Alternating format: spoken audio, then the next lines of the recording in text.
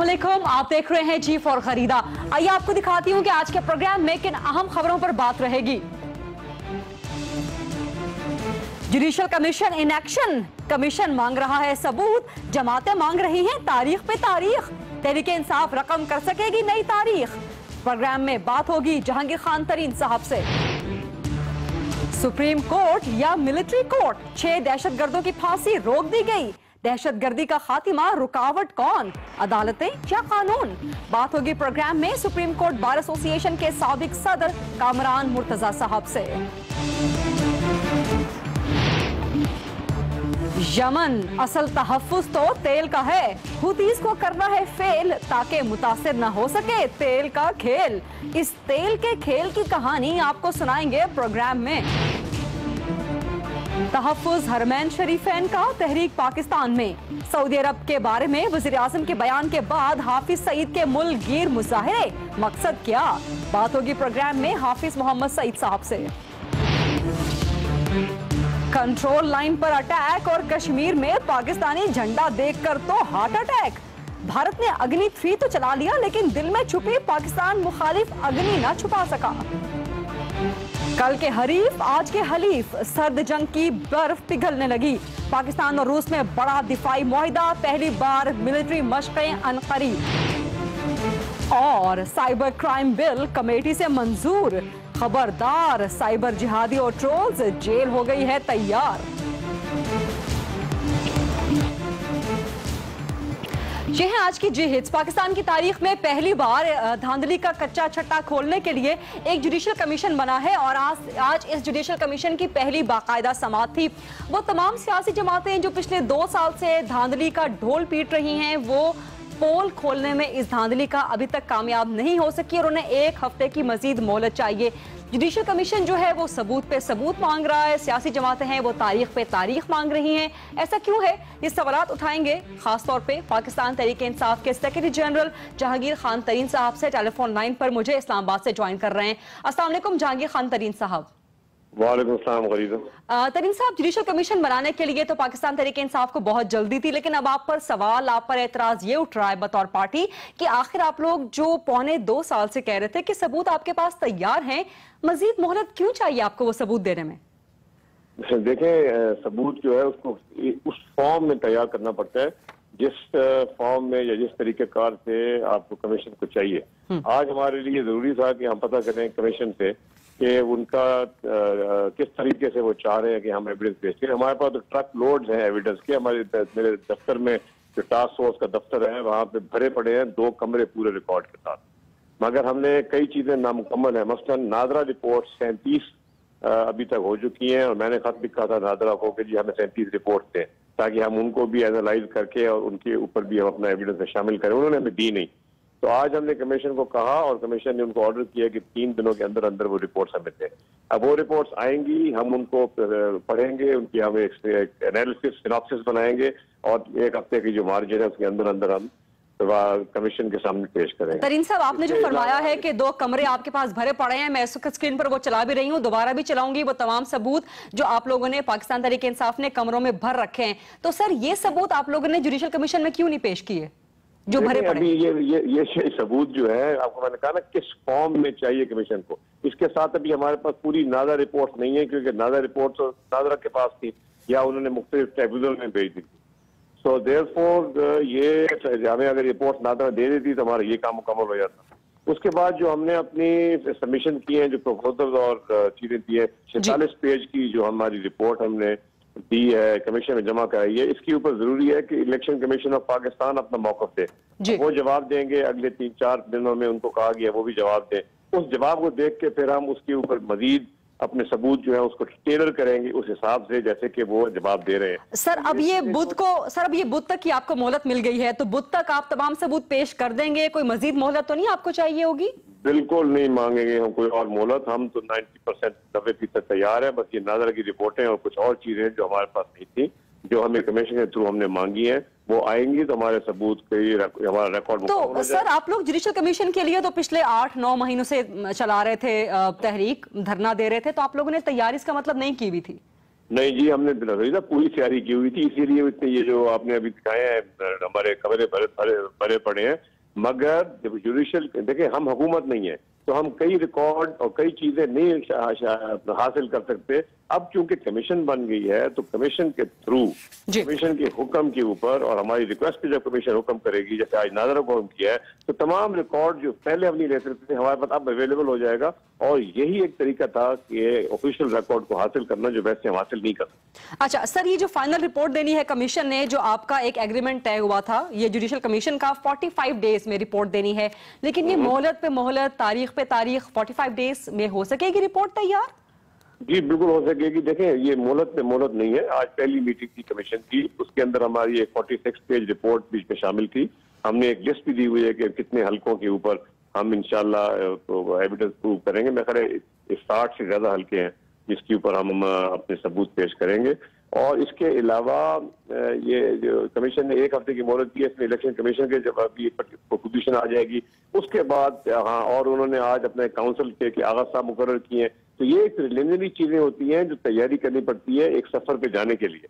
मगर एक दफा जब ये चीजें हो गई हैं और अगला 1 हफ्ते के बाद जब इनकी कमीशन की मीटिंग होगी तो इंशाल्लाह हम उम्मीद करते हैं कि उसके बाद जल्द अज जल्द और हियरिंग होती जाएंगी। और रिकॉर्ड जो है वो इतना ज्यादा भी नहीं है, इसके ऊपर कोई डिटेल में फाइंडिंग भी नहीं देनी है, उन्होंने तो एक ओवरऑल बेसिस पे फाइंडिंग देनी है। अच्छा तरीन साहब, कुछ 45 डेज में हो सकती है। कुछ सबूत तो हम बाद में मैं ये भी कह दूं कि आज की कमीशन के रवैये से हम बहुत इनकरेज हुए हैं, क्योंकि कमीशन मीन्स बिजनेस और ये चाह रहे हैं कि काम जल्दी हो, और मुझे उम्मीद है कि ये काम बहुत अच्छा चलेगा और जल्द। कमीशन के रवैये से भी आप मुतमईन हैं? आपके पास ट्रक भरे पड़े हैं, आपके पास कमरे भरे पड़े हैं सबूत के। तरीन साहब, ऐसे कौन से सबूत है जिनकी बुनियाद पे आप इतने पूरे एतमाद पुर यकीन हैं कि आपका मौकिफ तस्लीम कर लिया जाएगा धांधली का? ऐसे कौन से सबूत है, जरा कुछ बताएं तो। नहीं, मैं अभी आपको नहीं बताऊंगा गरीब, मैं बताऊंगा कमीशन को, क्योंकि आज कमीशन ने भी हमें थोड़ा सा कॉशन किया है कि मीडिया से भी हम कमीशन के बारे में मेरिट के ऊपर बात ना करें कोई, जब तक ये कमीशन के चल रहा होगा। तो हम आपको खबरें जरूर देते रहेंगे, मगर उनके ऊपर कमेंट करना जो है वो हम थोड़ा गुरेज करेंगे। अच्छा, खान साहब ने आज फिर कहा है कि 2015 जो है वो इलेक्शन का साल है। इस यकीन की वजह क्या है, बुनियाद क्या है इसकी? इसलिए कि हमारा हमें यकीन है कि मैंडेट हमसे चुराई गई है, कि 2013 के इलेक्शन में डाका पड़ा है, और हम ये प्रूव करेंगे इंशाल्लाह। और अगर ये प्रूव हो गया तो जो हमारी एग्रीमेंट साइंड है PMLN के साथ, फिर वो असेंबली तोड़ेंगे और 2015 में इंशाल्लाह इलेक्शन हो। और अगर फैसला जुडिशियल कमीशन का इसके बरखिलाफ आया तो फिर आपकी स्ट्रैटेजी क्या होगी? खान साहब ने तो कह दिया है कि तस्लीम कर लेंगे, लेकिन वाकई खामोशी से PTI तस्लीम कर लेगी? नहीं, हमसे बिल्कुल जो फैसला होगा हम बिल्कुल तस्लीम कर लेंगे। और मगर मुझे यकीन है कि ऐसा फैसला नहीं आएगा, मगर अगर आ गया तो हम तस्लीम करेंगे। वैसे 2015 बल्दियाती इलेक्शन का साल जरूर है। हाँ, वो तो है। अगर वो पंजाब में ये और सिंध में ये कर लें, क्योंकि इनका पिछले 7-8 साल से इन्होंने नहीं किया, तो अब तो उन्होंने सुप्रीम कोर्ट के हुक्म के मुताबिक करना पड़ेगा। देखें, अल्लाह करे हो जाए। अच्छा तरीन साहब, एक आखिरी सवाल आपसे। आपको नादरा की रिपोर्ट तो चाहिए कुछ 37 हलकों पर, आपको भी चाहिए, इलेक्शन कमीशन को भी चाहिए। इसके अलावा कुछ और रिक्वायरमेंट्स हैं आपकी? जी, और रिक्वायरमेंट है कि इलेक्शन कमीशन, हमारी जो 46 सफ़े की रिपोर्ट है जो प्रपोजल की, उसके अंदर हमने कई चीजें लिखी हुई हैं कि इलेक्शन कमीशन में क्या हुआ, किसने किसको क्या कहा, बैलेट पेपर के लेट छपने के हिसाब से, ज्यादा छपने के हिसाब से, हर हल्के में मुख्तलिफ बैलेट पेपर की मिकदार छपने के लिहाज से। तो इन सब चीजों का जब जवाब आएगा इलेक्शन कमीशन पे, फिर ही आगे पेशरफ्त हो। अच्छा तरीन साहब, ये सबूत तो है, सुनने में ये भी आ रहा है कि आपने ऑडियो सीरीज भी, वीडियो सीरीज भी तैयार की हुई है। अगर आपको याद हो तो खान साहब ने एक इंटरव्यू में कहा था कि MI के एक ब्रिगेडियर ने उनके धांधली में मुलव्विस होने के सबूत भी उनके पास हैं, तो ये सबूत भी पेश करेंगे, उनका नाम भी बताएंगे? इस बारे में मुझे नहीं पता जी, अभी मुझे बिल्कुल नहीं पता। ये आप किसकी बात कर रही है? अगर आप कह रही हैं कि ये खान साहब ने कहा था, मैं उनसे पूछूंगा, पर मुझे इस पर इल्म नहीं है चीज। ठीक है, बहुत शुक्रिया आपका जहांगीर खान तरीन साहब, आज प्रोग्राम में वक्त देने के लिए। सवालात के जवाब दे रहे थे, जुडिशियल कमीशन से मुताल्लिक कह रहे थे मजीद मोहलत की जरूरत पाकिस्तान तहरीक इंसाफ को कम अज कम नहीं पड़ेगी, और 22 तारीख को बुध के रोज जब दूसरी हियरिंग है जुडिशियल कमीशन की, तो तमाम सबूत, तमाम कच्चा चट्टा खोल के सामने रख देगी, और पाकिस्तान तहरीक इंसाफ को यकीन है कि उसका जो धांधली का मौकिफ है वो सही साबित होगा और 2015 इलेक्शन का साल है। जबकि दूसरी तरफ मुस्लिम लीग नून कहती है कि पाकिस्तान तहरीक इंसाफ सिर्फ आए बाएं शाई कर रही है है, उसके पास कोई क्रेडेंशियल, कोई ठोस सबूत नहीं है धांधली के खिलाफ। बहरहाल जुडिशल कमीशन बन चुका है, समातें चल रही हैं, आगे आगे देखिए होता है क्या। एक छोटी सी ब्रेक लेते हैं G4 खरीदा में और उसके बाद बात करेंगे कि सुप्रीम कोर्ट या मिलिट्री कोर्ट आखिर दहशतगर्दों को लाइफलाइन देने में या उन्हें सजा देने में रुकावट कौन है, कानून है या अदालतें हैं? ये बात होगी एक ब्रेक के बाद, मेरे साथ रहिएगा।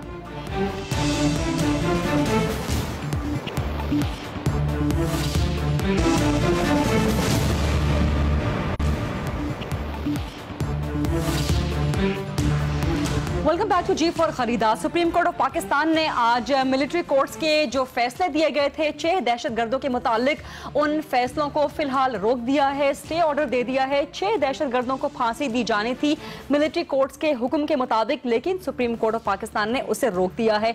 इसके अलावा सुप्रीम कोर्ट में मिलिट्री कोर्ट्स और खासतौर पर 21वीं आईनी तरमीम जो कि सानह 16 दिसंबर के बाद पार्लियामेंट ने मंजूर की थी, उसके खिलाफ बहुत सी पिटीशंस जिनकी तादाद तकरीबन 18 है वो ज़ेरे समाअत है। और इसी में से एक पिटीशन को सुनते हुए सुप्रीम कोर्ट ने आज 6 दहशतगर्दों की फांसी पर हुक्म जो है उस पर अमल दरामद जो है वो फिलहाल रोक दिया है, फिलहाल स्टे ऑर्डर दे दिया है। और इन 6 दहशतगर्दों को फांसी की सजा मिलिट्री कोर्ट्स की तरफ से मिली थी। तो जो पाकिस्तान के अदालती निज़ाम पर जो सवालात, जो एतराज़ात उठाए जाते थे कि दहशतगर्दों को यहाँ से रिलीफ मिलता है, क्या ये खदशात दोबारा, तो ये सवालात, ये एतराज़ात दोबारा तो नहीं उठ रहे? यही सवाल लेकर चलूंगी मैं कामरान मुर्तज़ा साहब के पास। इस्लामाबाद स्टूडियो से मेरे ज्वाइन कर रहे हैं, सुप्रीम कोर्ट बार एसोसिएशन के साबिक सदर हैं और सुप्रीम कोर्ट बार एसोसिएशन के वकील भी हैं। जो 18 पिटीशंस ज़ेरे समाअत हैं सुप्रीम कोर्ट में, उन्हीं में से एक पिटीशन पर। अस्सलाम वालेकुम कामरान मुर्तज़ा साहब। कामरान साहब, यही सवाल लेकर आपके पास मैं आऊंगी। पाकिस्तान के अदालती निज़ाम पर जो एतराज़ात उठाए जाते हैं कि दहशतगर्दों को यहाँ से छूट मिल जाती है, क्या ये खदशात दोबारा सर ने उठाएंगे आज के फैसले के बाद? ज़रा इस बात पे सोचिएगा कि ये जिन लोगों को सजाएं दी गई हैं, क्या आपको या पाकिस्तान में किसी एक शख्स को भी अदर देन जो है अदारों से लोग हैं, जो मखसूस जगहों से लोग हैं, उनके अलावा किसी को भी ये इल्म है कि ये 6 लोगों का ट्रायल कहाँ पे हुआ, क्यों हुआ, 6 लोगों के नाम क्या हैं, उनके वकील कौन थे, उनको कोई डॉक्यूमेंट दी गई हैं, नहीं दी गई हैं, तो उनका राइट ऑफ फेयर ट्रायल कहाँ गया? तो सवाल इस वक्त ये नहीं है कि दहशतगर्द, अगर ये लोग दहशतगर्द नहीं थे फर्ज कर लीजिए, या इनको बगैर किसी एविडेंस के सजा दी जा रही थी और उनकी जान चली जाती और उसके बाद ये साबित होता कि जो कुछ उनके साथ हुआ है वो गलत हुआ था, तो फिर उसका मदावा कैसे मुमकिन था? तो ये बात, लेकिन एक मिनट मैं आपको कामरान साहब यहाँ पर रोकूंगी। कोई एक ऐसा इंसिडेंट या कोई एक ऐसे एग्जांपल कोट कर दीजिए मिलिट्री कोर्ट के जरिए सजा पाने वालों को। या चलिए शफकत हुसैन का केस आपके सामने है, अदालती निजाम के जरिए फांसी की सजा होनी थी लेकिन रेस किया गया है उसका इशू, तो जो भी बेगुनाह होगा उसे रिलीफ मिल जाएगा ना? जो बेगुनाह होगा उसको रिलीफ मिल जाएगा, मगर जरूरी नहीं है कि उसको रिलीफ जो है वो इस तरह से मिले। यहाँ पे 2-3 क्वेश्चन उठाए गए हैं। पहले तो उसका दस्तूर के मुताबिक होना, इन अदालतों का दस्तूर के मुताबिक होना, ये इशू उठाया गया है। फर्ज कर लीजिए कि कल ये साबित हो जाए कि ये अदालतें जो कायम की गई हैं ये दस्तूर के मुताबिक नहीं है। आइन दूसरी बात, पार्लियामेंट बनाती है और पार्लियामेंट ने ही 21वीं तरमीम की है, पार्लियामेंट ने ही ये कोर्ट्स कायम नहीं है। पार्लियामेंट के पास भी इख्तियारात कोई लामहदूद नहीं है। अगर फर्ज कर लीजिए कि कोई ऐसी चीज बनाती है पार्लियामेंट जो बुनियादी इंसानी हकूक के मुनाफी हो, तो फिर उसके बाद उसको जुडिशल रिव्यू का इख्तियार रहता है या नहीं रहता? तो ये जुडिशल रिव्यू का इख्तियार है। ये कई बहुत अरसे से ये इस्टेब्लिश हो चुका है कि स्टिल जो है ना वो अदालतों के पास ये इख्तियार होता है कि वो उसको एग्जामिन करती हैं। तो वो इख्तियार जो है वो उस इख्तियार की रोशनी में ये पिटीशनें जो है ये चल रही हैं और ये पिटीशनें अभी तक इसका कोई फैसला सर, क्या आप नहीं समझते कामरान साहब, क्या आप नहीं समझते कि इस डिबेट से हम दोबारा खुदा न खास्ता कहीं इदारों के तसादुम की तरफ बढ़ जाएंगे, या वही डिबेट खतरनाक दोबारा शुरू हो जाएगी जो इफ्तिखार चौधरी साहब के जमाने में थी कि कौन सा इदारा मुख्तदिर है, पार्लियामेंट या सुप्रीम कोर्ट? इसमें बात अदारों के मुख्तदर होने की नहीं है। मुख्तदर ये मुल्क है, मुख्तदर ये दस्तूर है, और इस बात पे भी कोई हमारा वो नहीं है। पार्लियामेंट हमेशा सुप्रीम हुआ करती है, मगर सुप्रीम होने के बावजूद उसका वो इख्तियार जो है वो लामहदूद नहीं होता। बाज़ जगह पे उन इख्तियारात को अदालतें चेक करती हैं। ये हम नहीं कहते कि अदालतें उनसे कोई सुप्रीम से अदालतें कोई पार्लियामेंट से कोई मावरा है, मावरा ना होते हुए भी उनके पास जुडिशल रिव्यू का इख्तियार रहता है और उनकी बाज़ बातों को वो एग्जामिन कर सकती हैं इस दस्तूर की रोशनी में। क्या इन कानूनी आईनी पेचीदगियों, इन डिबेट से दहशतगर्दों को लाइफलाइन नहीं मिल जाती?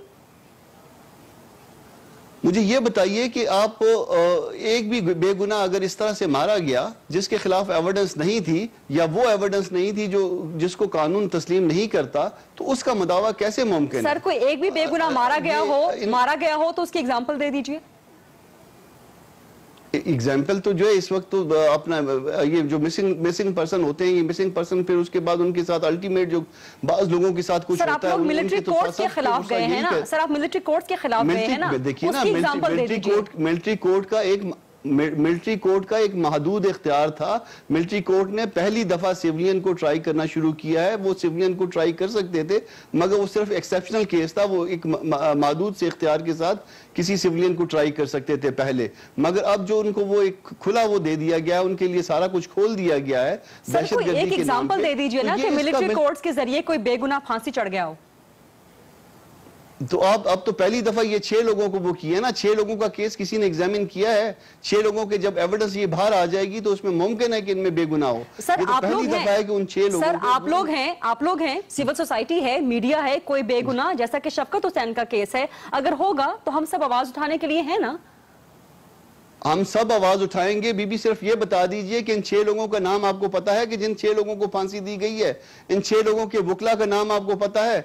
इन 6 लोगों को कोई डिफेंस का मौका दिया गया ये आपको पता है? इन 6 लोगों का ट्रायल कहां पे हुआ ये आपको पता है? तो जब हमें ये सारी बातों का पता नहीं है तो हम किस तरह से कह सकते हैं कि उनके साथ इंसाफ हुआ? आया उनको उनकी पसंद के वकील का हक दिया गया? आया उनको सफाई का कोई हक मिला? जब नहीं मिला तो ये सारी बातें जो है ये नेगेटिव में जाती हैं। मुमकिन है कि वो सारे 6 के 6 लोग। कामरान साहब, क्या आपको इन 6 दहशतगर्दों के नाम या इनके वकला के नाम मालूम है? हम चाहेंगे कि आप हमारी मालूमात में इजाफा फरमा दें। अभी तक हमें खुद भी इनके नाम मालूम नहीं है। एक आध किसी का के वर्षा जो है वो आए हुए थे, वो कल कोर्ट में। अब मुमकिन है कि उन 6 में से किसी। सर, अगर आपको भी नाम मालूम नहीं है तो आप उनकी बेगुनाही का केस कैसे लड़ेंगे? देखिए, हम उनकी बेगुनाही का केस नहीं लड़ रहे, हम दस्तूर का केस लड़ रहे हैं। हम कह रहे हैं कि दस्तूर में ये पैवंदकारी नहीं की जा सकती। अदालतों का काम जो है वो अदालतों ने करना है, मिलिट्री कोर्ट ने नहीं करना। ठीक। अच्छा, आप लोग शेख लियाकत हुसैन के केस का भी हवाला दे रहे हैं 1999 का।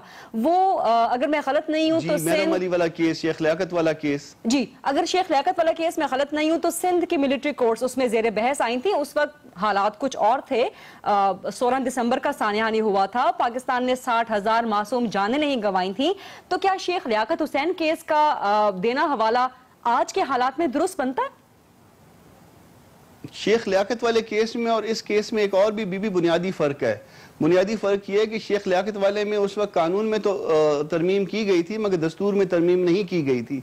अब इस दफा दस्तूर में भी तरमीम कर दी गई है, तो इसलिए शेख लियाकत वाला केस किसी हद तक एप्लीकेबल है और किसी हद तक एप्लीकेबल नहीं भी है।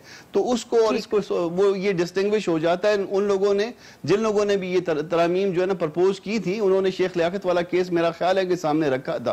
तो हालात की बात है कि हालात अगर मुख्तलिफ कल भी थे आज भी थे, तो आप ये देख लीजिए कि अगर मिलिट्री से या मिलिट्री कोर्ट से अगर हालात बदली होने थे इस मुल्क के, तो आज तक इस मुल्क में आधे से ज्यादा वक्त मिलिट्री ने हुकूमत की है और उस पे बहुत से औकात में मिलिट्री कोर्ट्स भी रही हैं। तो अगर ये हालात मिलिट्री कोर्ट से या मिलिट्री से बदली होने थे तो आज ये मुल्क जो है ये अमेरिका से आगे जा चुका होता। ठीक है, बहुत शुक्रिया कामरान मुर्तजा साहब। मेरे पास प्रोग्राम का वक्त खत्म हो चुका है। अपना मौक़िफ़ भरपूर अंदाज में दे रहे थे कि सुप्रीम कोर्ट में जब वो पिटीशन लेकर गए हैं मिलिट्री कोर्ट्स और 21वीं आईनी तरमीम के खिलाफ, उस पर वो क्या राय रखते हैं। चीफ और खरीदा में वक्त हुआ एक छोटी सी ब्रेक का, लेकिन आप कहीं जाइएगा नहीं क्योंकि ब्रेक के बाद बहुत इंटरेस्टिंग टॉपिक्स पर हम बात करेंगे। एक तो यमन में तेल का खेल, इसकी असल कहानी मैं आपको सुनाऊंगी और इसके अलावा बात करेंगे कि वज़ीर आज़म ने पॉलिसी बयान दे दिया था तो फिर हाफिज सईद साहब को मुल्क गिर मुजाहिरे या तहरीक चलाने की जरूरत क्यों पेश आ रही है। इन दोनों टॉपिक्स पर बात होगी ब्रेक के बाद। मेरे साथ रहिएगा।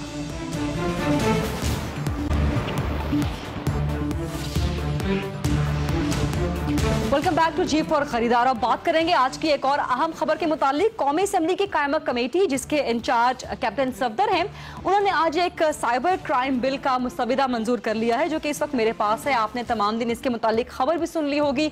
बहुत अच्छा मुसविदा है, ये बिल आना चाहिए कौमी असेंबली में, सेनेट से मंजूर होना चाहिए, इसे कानून भी बनना चाहिए क्योंकि साइबर क्राइम पाकिस्तान में एक बड़ा मसला है। अगर आप सोशल मीडिया पे हैं, अगर आपका ट्विटर फेसबुक अकाउंट है तो आपको बहुत से नामुनासिब अल्फाज सुनने को मिलते होंगे, चाहे आपका ताल्लुक किसी भी शोबे से, और अगर आप सहाफ़ी हैं या आप सियासतदान हैं तो ये साइबर क्राइम का आप ज़्यादा शिकार रहते हैं। ना सिर्फ आम अफराद, आम लोगों की ज़िंदगी के लिए साइबर क्राइम बिल बहुत इंपॉर्टेंट होगा, बल्कि दहशत गर्दी का खात्मा करने के लिए भी बहुत इंपॉर्टेंट होगा क्योंकि दहशत गर्द अगर सोशल मीडिया का इस्तेमाल करते हैं या इंटरनेट का इस्तेमाल करते हैं, ईमेल्स करते हैं या वेबसाइट के ज़रिए अपनी प्रमोशन करते हैं, तो नेशनल एक्शन प्लान का जो एक पॉइंट है कि इलेक्ट्रॉनिक जो प्रमोशन मिलती है, ख़ासतौर पे इंटरनेट पे जो प्रमोशन मिलती है दहशत गर्दों को, कल अदम तंजीमों को, वो ख़त्म होनी चाहिए। तो उसके लिए एक डिटेल्ड बिल ये सामने आ गया है। कायमा कमेटी है IT की, उसने इसका मुसविदा मंजूर कर लिया है। अब ये कौमी असेंबली में जाएगा, कौमी असेंबली के बाद ये सेनेट में जाएगा और वहाँ दोनों से ऐवानों से मंजूर होने के बाद ये कानून बन जाएगा। इससे पहले पाकिस्तान में साइबर क्राइम्स का कोई ऐसा इफेक्टिव बिल नहीं है और ख़ासतौर पे सहाफ़ियों और सियासतदानों को इसमें खासी मुश्किलात का सामना करना पड़ रहा है कि अगर उन्हें थ्रेट्स आती हैं कोई किसी भी तरफ से तो वो इसका मुकदमा लेकर कहाँ जाएं। इस मुकदमे की पैरवी के लिए कोई वाज़ेह कानून पाकिस्तान में मौजूद नहीं है। हसास निज़ाम में मुदाखलत की जाती है तो 7 साल कैद हो सकता है, 1 करोड़ जुर्माना। मालूमाती सिस्टम में मुदाखलत की जाती है तो 2 साल कैद, 5 लाख जुर्माना होगा। इलेक्ट्रॉनिक फ्रॉड किया जाता है तो 2 साल कैद होगी, 1 करोड़ जुर्माना होगा।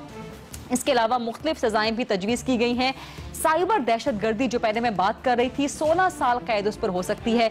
इसके अलावा सोशल मीडिया पर किसी की गैर अखलाकी तस्वीर लगाना भी जुर्म होगा। सो जो साइबर जिहादी या जो ट्रोल्स, अगर उनसे आपका वास्ता पड़ता रहता है तो इन सब से आपको छुटकारा मिल जाएगा, इन सब से आपको निजात मिल जाएगी। अच्छा, एक तरफ तो ये पॉइंट ऑफ व्यू है, एक तरफ एक और पॉइंट ऑफ व्यू हमें सुनने में आ रहा है इस साइबर क्राइम बिल के मुस्तवदे की मंजूरी के बाद कि ये फ्रीडम ऑफ एक्सप्रेशन या राइट ऑफ एक्सप्रेशन, उस पर ये एक किस्म की कदगन है, उस पर कोई पाबंदी है। अगर कोई ब्लॉग्स लिखता है, अगर कोई आर्टिकल्स लिखता है, उसे इलेक्ट्रॉनिकली पब्लिश करता है तो उस पर कदगन लगाई जा सकती है, उसे दहशत गर्दी के ज़ुमरे में लाकर या उसे कवानीन पाकिस्तान के ज़ुमरे में लाकर। बहरहाल डिबेट है, डिबेट होनी चाहिए। पाकिस्तान में अच्छी बात है कि डिबेट्स बहुत ज़्यादा होती हैं, इश्यूज़ चाहे उतने इम्पॉर्टेंट हों या ना हो, लेकिन ये इशू बहुत इंपॉर्टेंट है।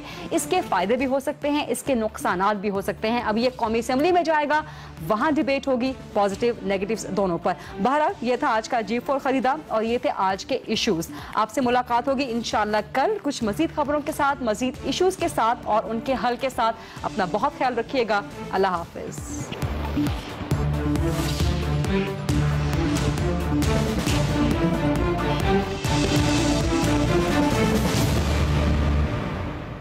अब चलेगा पाकिस्तान। क्वालिटी में नंबर 1 वोल्टा, पाकिस्तान की सबसे ज्यादा चलने वाली battery. Volta for every success. Volta अब चले